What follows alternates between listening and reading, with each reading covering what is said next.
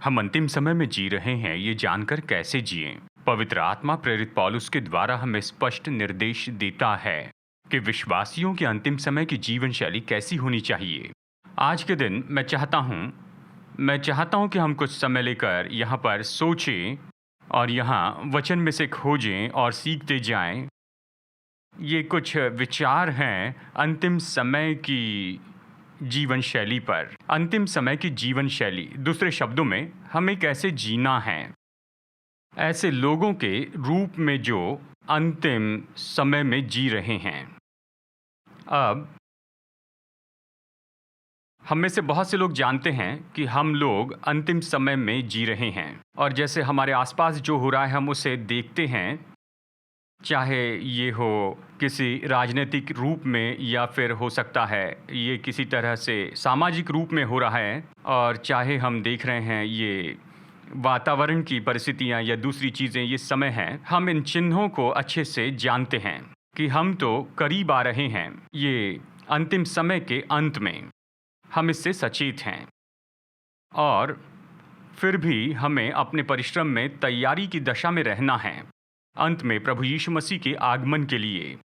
हमें किस तरह से जीना है, बाइबल हमें क्या बताती है, ये बहुत दिलचस्प है कि इसे हम वचन में से देखें, और आज इसके बारे में हम एक वचन देखने वाले हैं।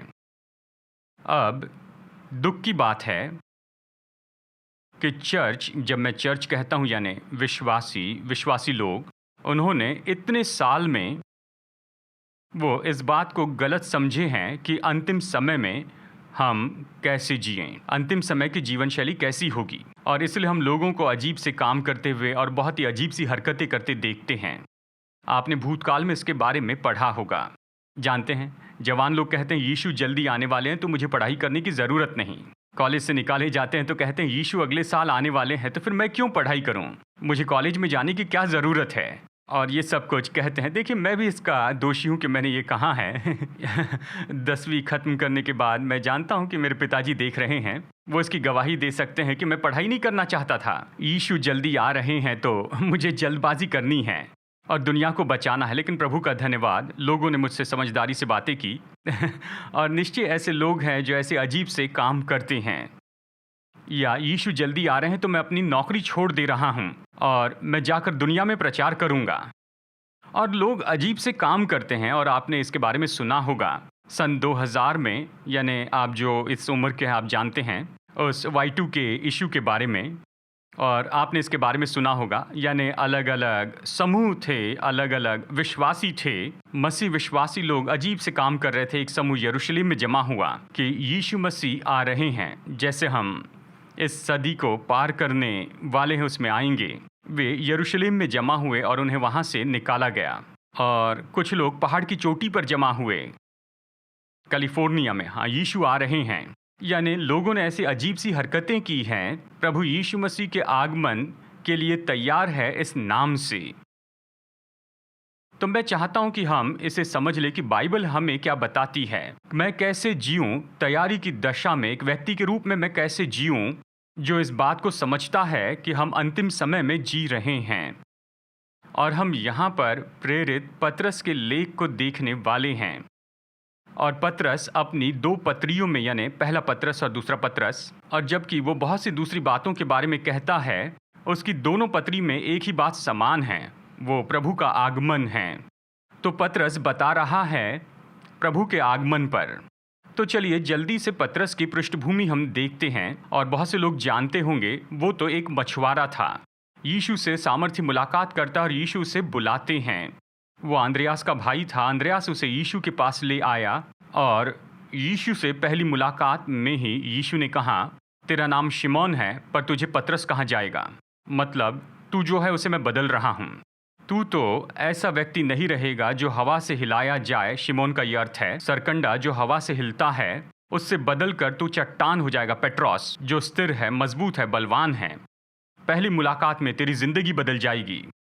और पतरस ऐसा व्यक्ति था जिसने यीशु को अद्भुत काम करते हुए देखा। उसने यीशु की सारी शिक्षा सुनी, उसने यीशु को चमत्कार करते देखा। वो उस समय नाव में था जब उस समय उसने अपने जाल डाले और बहुत सी मछलियाँ उसने पकड़ ली और वो तो बहुत ही चमत्कारी रीति से मिले थे और वो रूपांतरण के पहाड़ पर था। जब उसने आकाशवाणी सुनी कि ये मेरा प्रिय पुत्र है, तुम इसकी सुनो। वो वहां पर था जब यीशु ने याईर की बेटी को मुर्दों में से जिलाया। वो वहां पर था और उसने ये सारे चमत्कार देखे थे। वो खाली कब्र को देखने वाला पहला चेला था। वो वहां पर था जब जी उठे प्रभु यीशु मसीह प्रेरितों के सामने प्रकट हुए थे। वो वहां पर था जब जैतून के पर्वत पर यीशु उठाए गए थे और उसने स्वर्गदूतों को ये कहते सुना, ये यीशु ऐसे ही वापस आएंगे जैसे वो स्वर्ग में उठाए गए हैं। यानी वो तो आंखों देखा गवाह था यीशु की पूरी सेवकाई के लिए। तो जैसे वो प्रभु के आगमन के बारे में लिखता है, तो पतरस कहता है कि वो यहाँ पर युक्तिपूर्ण कोई कल्पना से कहानी नहीं लिख रहा है। वो कहता है हम उसकी महिमा के आंखों देखे गवाह हैं। हम वहाँ पर थे, मैं वहाँ पर था, मैं ऐसी चीज़ें लिख रहा हूँ जो मैंने देखी और सुनी हैं। तो जब वो अंतिम समय के बारे में लिखता है तो वो इसे पूरे भरोसे के साथ में लिखता है कि ये ज़रूर होगा, क्योंकि ये वही व्यक्ति है जिसने बीमारों को चंगाई दी, पानी को शांत किया, जिसने ये सारे चमत्कारी काम किए थे, जिसने ये दिखाया, ये पूरा और निश्चितता दी कि वही मसीहा है। उसी व्यक्ति ने कहा, मैं वापस आ रहा हूँ, तुम मुझे महिमा के बादल पर आते देखोगे।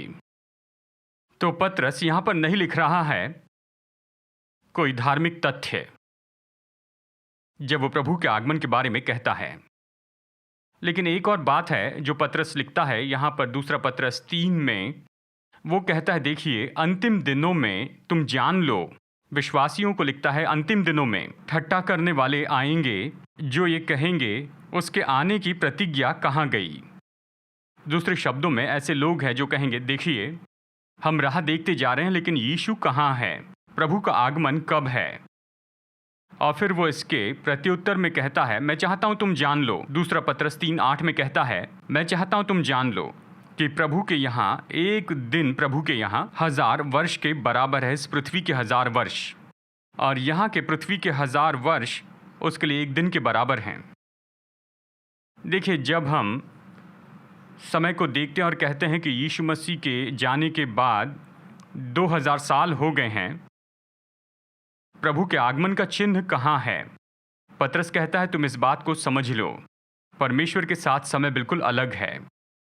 उसके लिए 2000 साल तो 2 दिन के जैसे हैं, बस 2 दिन जैसे। हम जानते हैं परमेश्वर समय के बाहर हैं। पतरस इस भाषा का उपयोग करता है कि हम समझ सके कि परमेश्वर समय की पाबंदी में नहीं है। केवल हम सोचते हैं, ओ 2000 साल बीत गए। अगर इन दिनों में हम ऑनलाइन में जाए तो हर तरह के आर्टिकल देखते हैं, हर तरह के लोगों द्वारा जो लिखते हैं, सवाल उठाते हैं इसके एस्केटोलॉजी पर जो बाइबल में हमें बताई गई है। वो सवाल करते हैं, नहीं नहीं परमेश्वर आने वाले नहीं है, तुम सब लोग मूर्ख हो। पतरस चेतावनी देता है, अंतिम दिनों में ऐसे लोग होंगे जो पूछेंगे प्रभु का आगमन कहाँ है। वो ये नहीं समझते समय परमेश्वर के लिए कुछ भी नहीं है। क्या आप समझ रहे हैं? तो पतरस में ये समझ थी और उस समझ के साथ में पतरस लिखता है कि हमें किस तरह से जीना है इन अंतिम दिनों में। और मैं चाहता हूं कि यहाँ पर हम वचन के इस भाग को देखें। पहला पतरस अध्याय 4 वचन 7 से 11 तक। आइए इन वचनों को हम पढ़ते हैं और मैं जल्दी से सारांश में बताऊं कि कैसे पतरस हमें बताता है। इस पृष्ठभूमि के साथ हम जान गए कि कैसे वो लिखता है। वो बताता है कि हमें ऐसे जीना है अंतिम समय के लोगों के रूप में। तो पहला पतरस अध्याय 4 वचन 7 से 11 तक हम पढ़ेंगे इन 5 वचनों को। सब बातों का अंत तुरंत होने वाला है, इसलिए संयमी होकर प्रार्थना के लिए सचेत रहो। सब में श्रेष्ठ बात यह है कि एक दूसरे से अधिक प्रेम रखो, क्योंकि प्रेम अनेक पापों को ढांप देता है। बिना कुड़कुड़ाए एक दूसरे का अतिथि सत्कार करो। जिसको जो वरदान मिला है वो उसे परमेश्वर के नाना प्रकार के अनुग्रह के भले भंडारी के समान एक दूसरे की सेवा में लगाएं। यदि कोई बोले तो ऐसा बोले मानो परमेश्वर का वचन है। यदि कोई सेवा करे तो उस शक्ति से करे जो परमेश्वर देता है, जिससे सब बातों में यीशु मसीह के द्वारा परमेश्वर की महिमा प्रकट हो। महिमा और साम्राज्य युगान युग उसी का है, युगान युग उसी का है। आमीन। देखिए पतरस इस वचन के भाग को कैसे शुरू करता है। वचन 7 में वो कहता है, आइए से एक साथ पढ़ते हैं। सब बातों का अंत तुरंत होने वाला है, इसलिए वो कहता है सब बातों का अंत तुरंत होने वाला है। 2000 साल पहले वो लिख रहा है, लेकिन इस समझ के साथ में लिखता है परमेश्वर के साथ समय कुछ भी नहीं है। आपको और मुझे ऐसी दशा में रहना चाहिए कि मानो सारी बातों का अंत बहुत ही निकट है। तो विश्वासियों ऐसा जीवन जिएं, सब बातों का अंत निकट है, और इसलिए आपको और मुझे ऐसे ही जीना चाहिए। और ये 5 सरल बातें हैं और आज हम उसे देखने वाले हैं। ये जानते हुए कि हम ऐसे समय में हैं जहां पर सारी बातों का अंत बहुत ही निकट है, तो हमें कैसे जीना है। पहले वचन 7 वो कहता है, संयमी होकर प्रार्थना के लिए सचेत रहो। संयमी होकर प्रार्थना के लिए सचेत रहो। तो चलिए इसमें हम गहराई में चलते हैं। यानी गंभीर हो, ये तो इसका इंग्लिश अनुवाद है, लेकिन हमेशा अच्छा है कि ग्रीक शब्द को देखें और इसके अर्थ को जान ले। जब ये संयमी होने के बारे में कहता है, इसका मतलब है यानी बिल्कुल सही मन रखें या स्पष्ट मन वाले हो जाएं, मन को साफ रखें। और सचेत रहो, यहाँ पर ये सचेत रहो शब्द हम यहाँ पर फिर से ग्रीक में देखेंगे। इसका सच में अर्थ है कि शराब के मतवाले न बने, सचेत रहो। दूसरे शब्दों में ये तो ऐसा वाक्य जो कहता है जागते रहो, नैतिकता में जागते रहो, सही ढंग से रहो, यानी सचेत रहो, जागते रहो, या हम कह सकते हैं खुद पर नियंत्रण रखें। ऐसे बने जो खुद पर नियंत्रण रखता है। तो वो कहता है कि सचेत हो जाएं, गंभीर हो मतलब अपने मन को स्पष्ट कर ले, सचेत हो जाएं, जागते रहें यानी हमेशा खुद पर नियंत्रण रखें। क्यों? ताकि आप खुद को प्रार्थना के लिए दे सकें और आप प्रार्थना कर सकें। तो पहली बात यहाँ पतरस कहता है कि अगर हम यहाँ अंतिम समय में रहने वाले लोग हैं तो पहले प्रार्थना पूर्वक रहना है। ऐसे व्यक्ति बनिए जो कि हमेशा ऐसे रहे जो हर तरह की प्रार्थना करते रहें, इसके बारे में हम देखेंगे। लेकिन वो प्रार्थना पूर्वक व्यक्ति रहने के लिए इसके लिए 2 मांगे हैं। एक है कि स्पष्ट मन रखें। तो चलिए इन शब्दों में कहते हैं कि अगर हमारा मन भटका हुआ है और हर तरह की गलत बातों से भरा हुआ है, ये तो सच में हमें लूट लेता है प्रार्थना पूर्वक होने से। तो अपने मन को साफ रखिए और प्रार्थना के व्यक्ति हो जाइए, प्रार्थना करें। अब मैं ये नहीं कह रहा कि संसार में क्या हो रहा है वो पता नहीं, आपको पता होना है कि क्या हो रहा है, यानी आपको सचेत होना है, लेकिन अपने मन को उन चीज़ों से मत भरिए जो कि हमारे ध्यान को भटकाती हैं। खासकर विश्वासी के रूप में आज तो ये पूरी दुनिया भरी हुई है हर तरह की चीज़ों से। चर्च के बारे में कह रहा हूँ, बेकार की बातों से भरा हुआ है। अलग अलग सिद्धांत है, दुनिया में बहुत कुछ हो रहा है और विश्वासी कई घंटों तक बिताते हैं कि इन चीज़ों से अपने मन को भर दें। मन साफ रखिए। क्यों? क्योंकि अगर आप कि अपने मन को इन बातों से भरते जाएं और ये आपको एक प्रार्थनापूर्ण व्यक्ति होने नहीं देगा। क्या आप समझ रहे हैं? सरल रखिए, मन को साफ रखिए, अच्छा मन रखिए कि आप प्रार्थना वाले व्यक्ति हो जाएं। फिर कहता है संयमी हो जाएं। इसका अर्थ है कि मतवाले न बने। जो व्यक्ति नशे में हैं वो तो उसके प्रभाव में है, अब वो वहाँ पर नहीं रहा। कई बार ऐसे विश्वासी होते हैं जो वहाँ पर नहीं होते हैं, वो अपने ही विचारों में फंसे हैं, उनके जीवन के ऊपर इतना प्रभाव पड़ा है दूसरी बातों का जिसके कारण वो प्रार्थना में सचेत नहीं रह पाते हैं। क्या आप मेरी बात समझ रहे हैं? इसलिए स्पष्ट मन रखिए, दूसरी चीज़ें आप पर इतना प्रभाव न डालें कि आपको प्रार्थना से ही दूर रखें। तो पहली बात है अंतिम समय में रहने वाले लोगों के रूप में कैसे जीना है, प्रार्थना करना है। हर तरह की प्रार्थना, यहाँ पर ये वचन कहता है, इसलिए संयमी होकर प्रार्थनाओं में सचेत रहो। अनेक वचन है, मतलब हर तरह की, हर प्रकार की, हर तरह से प्रार्थनाओं में, मतलब व्यक्तिगत प्रार्थना और सामूहिक प्रार्थना भी। आत्मा में प्रार्थना, अन्य भाषा में प्रार्थना, मध्यस्थी, धन्यवाद देना, आराधना, हर तरह की प्रार्थना, परमेश्वर से संपर्क करने में जुड़ जाइए। इस पर गौर कीजिए, प्रार्थना कीजिए। अब कोई कहेगा, पास्टर आप नहीं जानते, अब हम लॉकडाउन में हैं, हमें ज़्यादा समय काम करना पड़ता है, प्रार्थना के लिए समय नहीं है। तो समय निकालिए, समय निकालिए। हम जिस समय में जी रहे हैं उसमें हमें ऐसा करना ही पड़ेगा। पतरस ने कहा, सब बातों का अंत तुरंत है, इसलिए संयमी होकर प्रार्थना के लिए सचेत रहो। प्रार्थना हमें परमेश्वर से जोड़ती है, ये परमेश्वर से बल पाने के लिए हमें योग्य बनाती है, ये हमें योग्य बनाती है कि परमेश्वर से सुने। हमें ये सब चाहिए, हमें ये बल चाहिए, हमें परमेश्वर से नज़दीकी चाहिए, हमें ये चाहिए, परमेश्वर से मार्गदर्शन चाहिए। ऐसे इस समय में प्रार्थना करें, स्पष्ट रहें, मन स्पष्ट रखें और कोई आप पर हावी ना हो, कोई आप पर प्रभाव न डाले, मतवाले न बने और संयमी रहें, ताकि आप अपने आप को प्रार्थना में सचेत रहने के लिए दे सकें। हम जिस समय में रह रहे हैं उसके लिए। दूसरी बात उसने कही, एक दूसरे से अधिक प्रेम रखो, वचन 8। सब में श्रेष्ठ ये है कि एक दूसरे से अधिक प्रेम रखो, क्योंकि प्रेम अनेक पापों को ढांप देता है। तो दूसरी बात कहता है, एक दूसरे से अधिक प्रेम रखो। ये अधिक शब्द जिसे हम देख रहे हैं, अगर आप इसे ग्रीक में देखें तो इसके दो अर्थ हैं। अधिक मतलब हमें जिज्ञासा रखनी है, जिज्ञासा रखनी है, और अधिक इस शब्द का दूसरा दृष्टिकोण यही है कि बहुतायत से, हमेशा, कभी खत्म न होने वाला। तो कहता है, लोगों के लिए इस तरह का प्रेम रखो, जिज्ञासा का प्रेम रखो, जो बना रहने वाला है, जो समय में डटा रहता है, जो खत्म नहीं होता। तो लोगों के लिए प्रेम का ये हृदय रखिए, अधिक प्रेम रखें।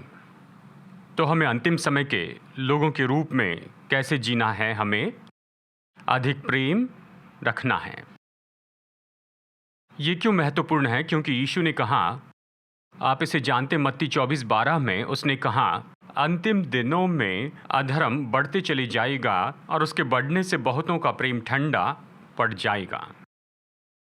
यानी लोग तो ठंडे होंगे, मानो जिनमें दिल नहीं है, प्रेम नहीं है।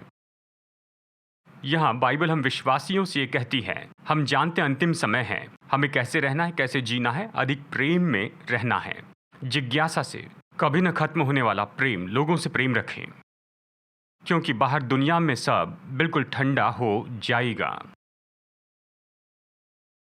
पौलुस दूसरा तीमुथियुस में लिखता है, चलिए सारांश देखते हैं, अध्याय 3 वचन 1 से 5 में, पर ये स्मरण रख कि अंतिम दिनों में कठिन समय आएंगे, यानी मुश्किल समय आएगा। मनुष्य स्वार्थी यानी खुद से प्रेम करने वाले होंगे, लोभी, डिंगमार, अभिमानी, निंदक, माता पिता की आज्ञा टालने वाले, अपवित्र, दया रहित, यानी प्रेम नहीं है। पर विश्वासियों के लिए कहता है, अधिक प्रेम रखो, इसे प्रकट करो, जिज्ञासा का प्रेम और बने रहने वाला प्रेम। और कहता है, क्योंकि प्रेम सब पापों को ढांप देता है। मैं यहाँ इसे बताना चाहता हूँ क्योंकि कई बार चर्च में हम इसे गलत समझते हैं। हम प्रेम और सत्य का संतुलन कैसे रखें? कई बार हम सत्य पर इतना जोर देते हैं और हम भूल जाते हैं कि हम मनुष्य से व्यवहार कर रहे हैं और प्रेम नहीं रहता है। सत्य महत्वपूर्ण है, उसमें कोई समझौता नहीं है, लेकिन सत्य तो हमेशा प्रेम के साथ बताना चाहिए। और बाइबल में दया और सत्य यीशु के द्वारा हम तक आए हैं, और दया हमेशा न्याय पर विजय पाती है। जब सत्य को नहीं माना जाता है तो न्याय आता है, लेकिन बाइबल कहती है दया न्याय पर विजयी होती है। तो मैं सोचता हूँ चर्च इतना दोषी है कि सत्य में इतने मजबूती से खड़ा है लेकिन प्रेम को भूल गया है। और जो सत्य हम बताते हैं लोग उसे नहीं समझते हैं क्योंकि हमने इसे प्रेम में नहीं कहा है। हम जो सत्य बताते हैं उसमें प्रेम नहीं है और लोग सत्य नहीं पा सकते, इसलिए फिर हम सोचते हैं वो मुझे क्यों नहीं समझ रहे हैं, क्योंकि आप प्रेम में नहीं बता रहे हैं। क्या आप इसे समझ रहे हैं? तो कहता है प्रेम रखो, अधिक प्रेम, जिज्ञासा से भरा प्रेम, बने रहने वाला प्रेम। हम सत्य की सेवा करते हैं प्रेम के साथ। लोगों को सत्य समझने के लिए समय लगेगा तो धीरज रखिए। लोगों को सत्य के साथ में आने के लिए कुछ समय लगेगा, धीरज रखिए, क्योंकि प्रेम धीरजवंत है, प्रेम दयालु है। आप लोगों के सिर पर मारकर नहीं कहते चले जाओ, क्योंकि तुम सत्य के अनुसार नहीं हो। नहीं, धीरज रखिए, दया कीजिए, वो आएंगे। और पतरस इस बात पर जोर देकर कहता है कि प्रेम सब पापों को ढांप देता है। देखिए, आपको गलत समझा जाएगा, हम में से कोई सिद्ध नहीं है, लेकिन जब हम लोगों से प्रेम रखेंगे, उनकी गलतियों के बावजूद उनसे प्रेम रखेंगे, गलत को स्वीकार नहीं कर रहे हैं पर उनसे प्रेम रखते हैं, क्योंकि वो मनुष्य हैं। ऐसे मनुष्य जिनके लिए यीशु मरे, ऐसे लोग जिनसे प्रभु प्रेम रखते हैं। पतरस कहता है प्रेम बहुत से पापों को ढांप देता है। पतरस कहता है हमें इस तरह के प्रेम को अंतिम समय में दर्शाना है। अंतिम दिनों में लोग जानेंगे कि अंतिम समय पास है। नंबर 3, चलिए अभी जल्दी से आगे बढ़ते हैं। वो कहता है बिना कुड़कुड़ाए एक दूसरे का अतिथि सत्कार करो। एक दूसरे का अतिथि सत्कार करो, बिना कुड़कुड़ाए एक दूसरे का स्वागत करें, अजनबी लोगों से मित्रतापूर्ण व्यवहार करें। पतरस की इस पत्री का संदर्भ अगर हम समझ लेते हैं, यहाँ वो उन विश्वासियों को लिख रहा है जो सताव के कारण यहाँ वहाँ तितर बितर हो गए थे। तो ये विश्वासी पूरे आशिया माइनर में फैले थे और उनमें से बहुत से लोगों को सब कुछ त्याग देना पड़ा, अपने घरों को, अपने परिवारों को, और वो इस तरह तितर बितर हो गए थे। और वो कहता है इसे समझते हुए तुम पहुनाई करो कि ऐसे लोग हैं जो कश्मकश में हैं, ऐसे लोग हैं जिनके पास उनके विश्वास के कारण उनकी सारी चीज़ें नहीं हैं और उन्हें सताया गया, इसलिए सब कुछ छोड़कर अपनी जान बचाकर भागना पड़ा। पहुनाई करो, उनकी मदद करो, उनसे प्रेम रखो। अब ये दूसरी बात जो कि इस संदर्भ में निश्चय बहुत ही व्यवहारिक है, जो यात्रा करते हुए प्रचार करने वाले लोग हैं, उनमें से पौलुस एक था, दूसरे भी यात्रा करते थे और वो उन दिनों में बड़े महंगे होटल में नहीं रहा करते थे, वो लोगों के घर में रहते थे। तो यहाँ आपको इस संदर्भ को समझना होगा। बिखरे हुए विश्वासियों का स्वागत कीजिए, यात्रा करने वाले सेवकों का स्वागत कीजिए जिन्हें जगह चाहिए, यानी अतिथि सत्कार करें, एक दूसरे का स्वागत करें इन दिनों में। और हम भी इसी तरह से, जिस तरह से हो सके ये कर सकते हैं ज़रूरतमंद लोगों के लिए। नंबर 4 वो कहता है सेवा करो। पहला पतरस 4:10, जिसको जो वरदान मिला है वो परमेश्वर के नाना प्रकार के अनुग्रह के भले भंडारी के समान एक दूसरे की सेवा में लगाएं। वो कहता है अंतिम समय में रहने वाले लोगों के रूप में परमेश्वर ने आपके जीवन में जो वरदान रखे हैं और लोगों की सेवा के लिए उसका उपयोग करें, अच्छे भंडारी बने। दूसरे शब्दों में ये मत कहिए कि यीशु जल्दी आ रहे हैं इसलिए मैं कुछ भी नहीं करूंगा। नहीं, हमारा रवैया ऐसा हो, यीशु जल्दी आ रहे हैं, जो मुझे दिया गया वो सब मैं लूंगा और मैं काम करते रहूंगा उसके आने तक। आमीन। तो वरदान लीजिए, अच्छे भंडारी बने परमेश्वर के अनुग्रह के वरदान के लिए। परमेश्वर ने आपको जो वरदान दिए उससे एक दूसरे की सेवा कीजिए, मतलब प्रभु ने आपको जो दिया है उसमें व्यस्त हो जाइए, सक्रिय हो जाइए, कुछ कीजिए कि लोगों की सेवा करे। तो मैं आप सभी लोगों को प्रोत्साहित करता हूं, जैसे आपने ये वरदान पाया है, परमेश्वर ने आपको कुछ आशीष तो दी ही है। शायद आप उसका उपयोग चर्च में कर सकते हैं, शायद आप उसका संसार में उपयोग कर सकते हैं, शायद आप व्यापार में अच्छे होंगे या फिर आप प्रोफेशनल होंगे। आप चाहे जो भी काम कर रहे हैं, पतरस कहता है कि जो भी तुमने प्राप्त किया है सेवा के लिए उसका उपयोग करो और अपने जीवन पर प्रभु के अनुग्रह के अच्छे भंडारी बनो। तो ध्यान दीजिए, वो ये नहीं कह रहा है कि सो जाओ वो हमसे ये नहीं कहता है कि सारी जिम्मेदारियों को छोड़कर गायब हो जाओ। नहीं, वो कहता है सक्रिय हो जाओ, इसमें जुड़ जाओ, सेवा करो, अच्छे भंडारी बनो। जो भी परमेश्वर ने आपके हाथों में रखा है, आप जानते हैं ये अंतिम समय है, लेकिन जो दिया गया है उसका उपयोग कीजिए। क्या आप समझ रहे हैं? और फिर अंत में नंबर 5 पहला पतरस अध्याय 4:11 कहता है, यदि कोई बोले तो ऐसा बोले मानो परमेश्वर का वचन है, यदि कोई सेवा करे तो उस शक्ति से करे जो परमेश्वर देता है, जिससे सब बातों में यीशु मसीह के द्वारा परमेश्वर की महिमा प्रकट हो। महिमा और साम्राज्य युगान युग उसी का है। वो कहता है तुम जो भी करते हो, अगर आप बोलने वाले व्यक्ति हैं या आप सेवा करने वाले हैं, तो हम जो कुछ भी करते हैं, इसे कैसे करना है? ये सब परमेश्वर की महिमा के लिए करना है। तो हमें अंतिम समय में कैसे रहना है? हम ऐसे जिए कि कहें परमेश्वर, चाहे मैं जो कुछ भी कर रहा हूं, मैं ये सब कुछ करता हूं तुझे महिमा देने के लिए। मतलब मैं चाहता हूं कि लोगों को आपकी ओर ले आऊं, मेरी जिंदगी लोगों को आपकी ओर लेकर आए। मैं जो भी करता हूं परमेश्वर की महिमा के लिए इसे करता हूं। चाहे आप बोल रहे हैं, सेवा कर रहे हैं, इसके लिए कोई बड़ी सूची नहीं है, लेकिन आप जिस वरदान में काम कर रहे हैं, आप जो भी प्रकट कर रहे हैं, इसे प्रभु की महिमा के लिए कीजिए। यानी अगर आप आईटी कंपनी में काम करते हैं, कोड राइट करते हैं, तो परमेश्वर की महिमा के लिए इसे कीजिए। अगर आप सेल्स में हैं, यानी इस क्षेत्र में आप कुछ बेच रहे हैं, इसे परमेश्वर की महिमा के लिए कीजिए, ताकि आपके द्वारा परमेश्वर को महिमा मिले। आप जो भी करते हैं उसे परमेश्वर की महिमा के लिए कीजिए। आमेन। ये बहुत ही सरल है। वो कहता है अंतिम समय में हमें ऐसे ही जीना चाहिए। ये बहुत दिलचस्प है कि आप यहां पर ऐसा कुछ नहीं पाएंगे जो ये कहता है कि सब कुछ छोड़ो और जैतून पहाड़ पर जमा हो तुरंत ही। आप इस तरह के निर्देश नहीं पाएंगे। ये निर्देश बहुत ही सरल हैं। ये जानते हुए कि हम अंतिम समय में जी रहे हैं, तो चलिए सारांश बताता हूं हमें कैसे जीना चाहिए। नंबर 1, ये कहता है संयमी होकर प्रार्थना के लिए सचेत रहो। प्रार्थना करें, प्रार्थना के लिए समय निकालें, परमेश्वर के साथ समय बिताएं, समय निकालिए। हम सब ये कर सकते हैं। अपना मन साफ कीजिए।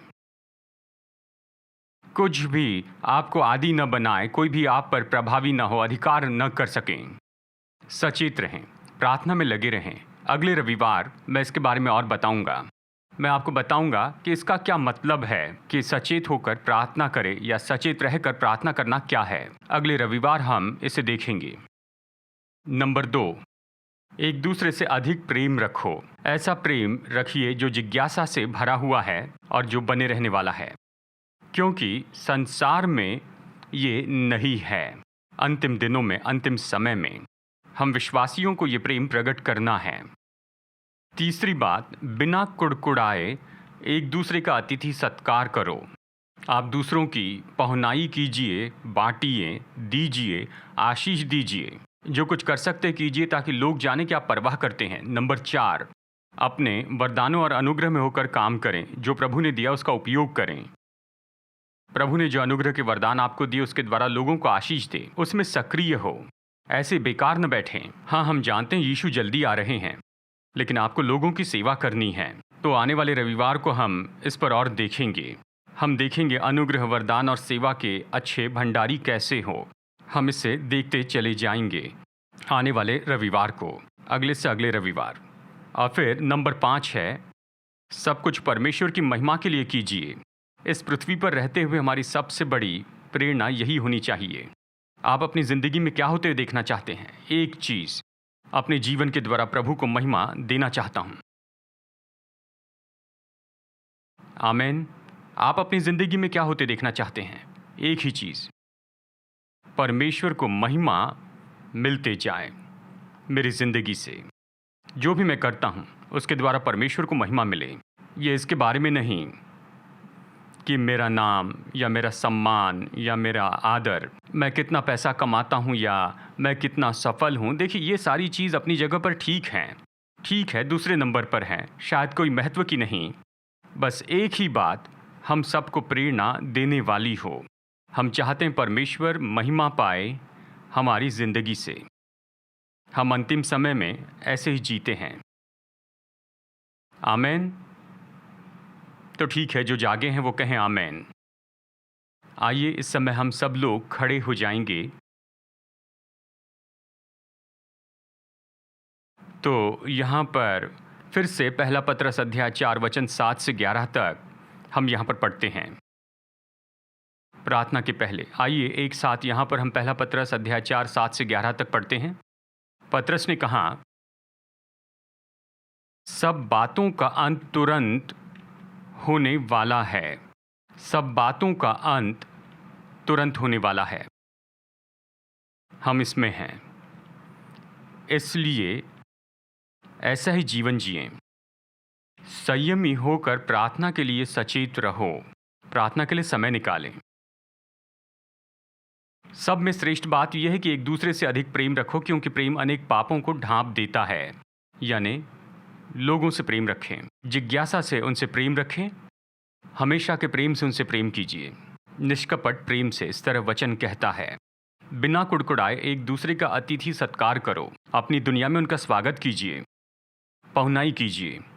फिर वचन 10, जो वरदान मिला उससे एक दूसरे की और लोगों की सेवा करें, अच्छे भंडारी बने, परमेश्वर के नाना प्रकार के अनुग्रह के भले भंडारी बने।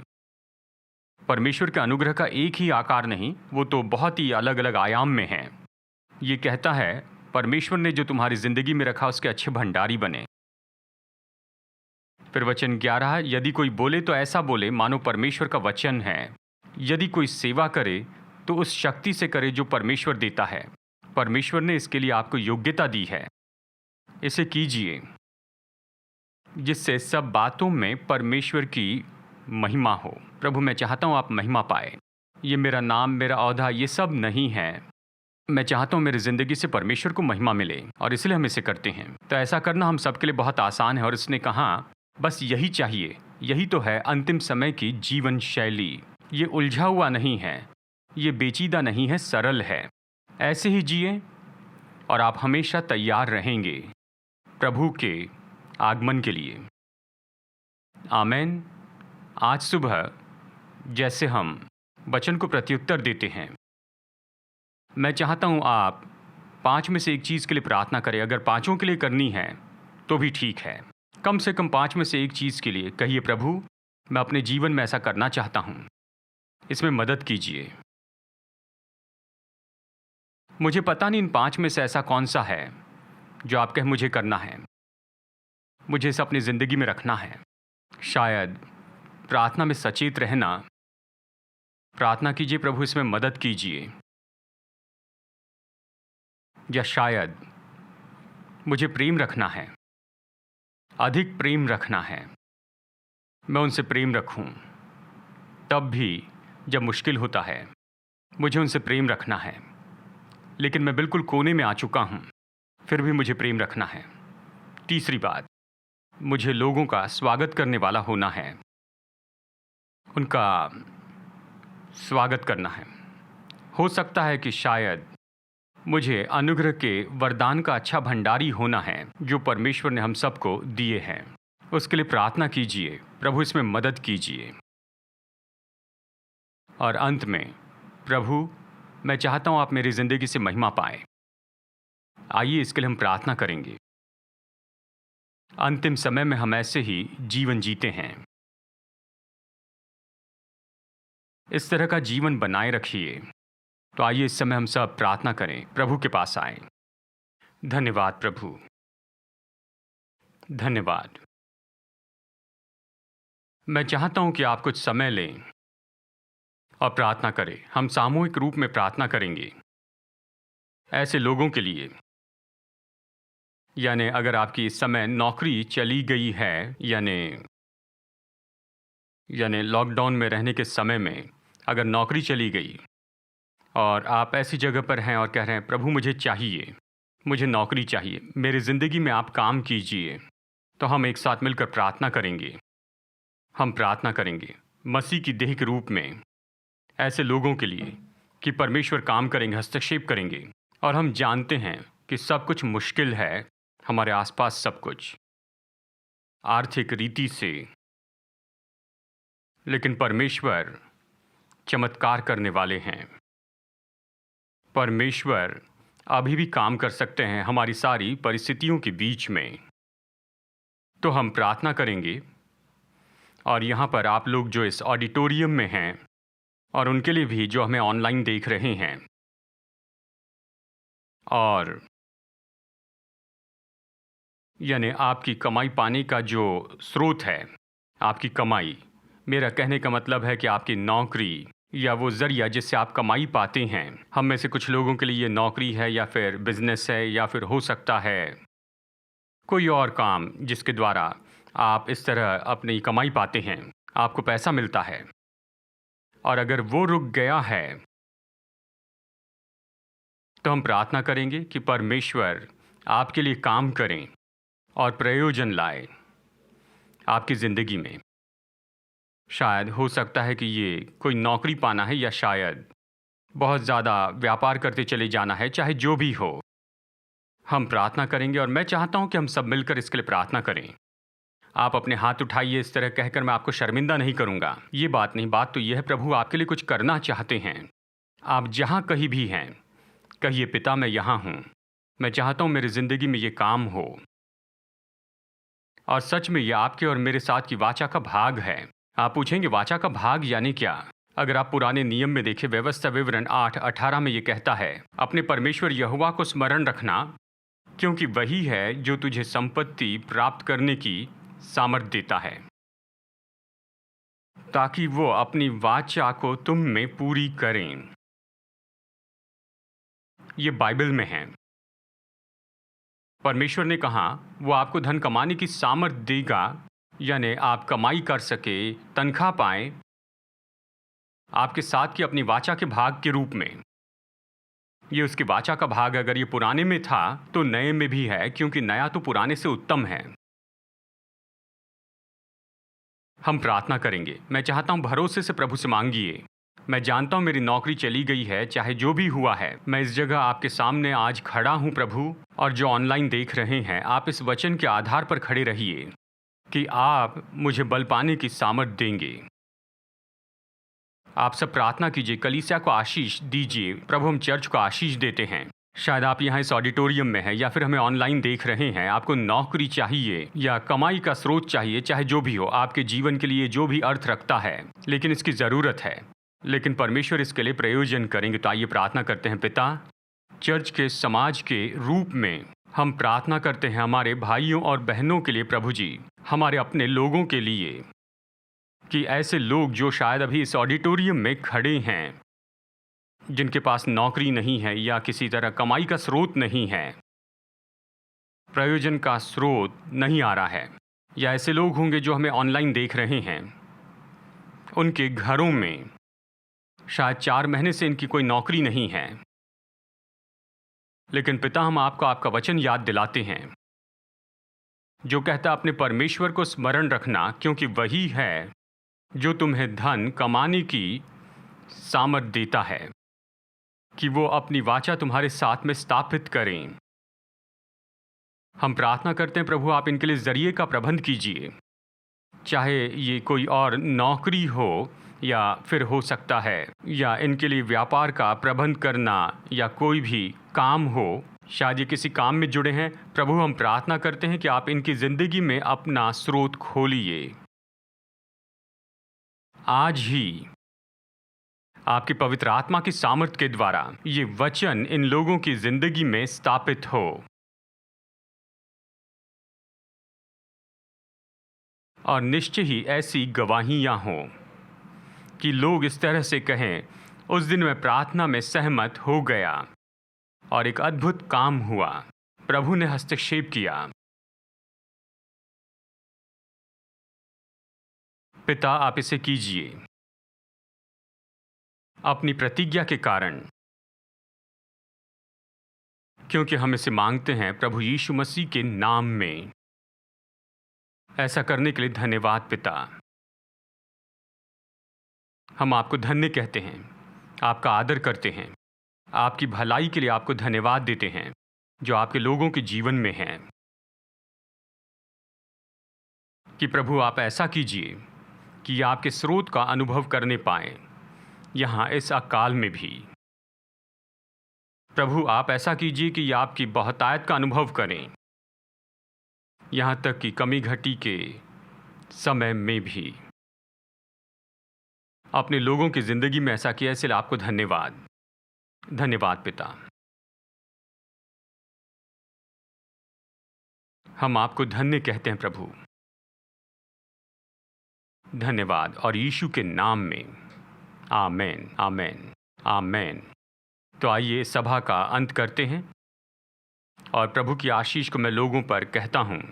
तो चलिए कुछ निर्देश दे दूं आप लोग जो हमें ऑनलाइन देख रहे हैं। अभी सभा के बाद हमारी सारी पास्टर टीम उस वक्त क्लाउड पर उपलब्ध होगी, वो जूम पर होंगे, तो आप वहाँ पर जा सकते हैं। हमारी पास्टर टीम उपलब्ध होगी, वो आपके लिए प्रार्थना करेंगे, ऑनलाइन आपकी सेवा करेंगे। जो लोग हमें घर से देख रहे हैं और यहाँ जो लोग हैं, अगर आपको प्रार्थना करवानी है तो आप यहाँ इस ऑडिटोरियम में मैं और पास्टर जय कुमार यहाँ पर रहेंगे और हम बस विनती करते हैं कि ये सही क्रम के अनुसार हो, भीड़ मत लगाइए।